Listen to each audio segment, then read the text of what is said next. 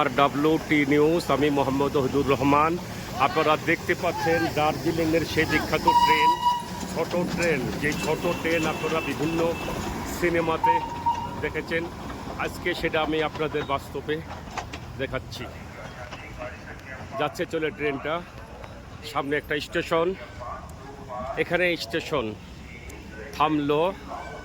থামলো আর একটি ট্রেনের এই যে স্টেশন দেখাচ্ছি, এই স্টেশন আরেকটা ট্রেন দাঁড়িয়ে আছে,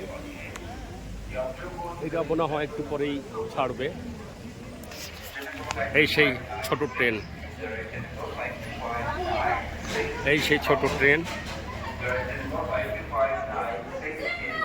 অনেক লোকজন উঠছে এখানে।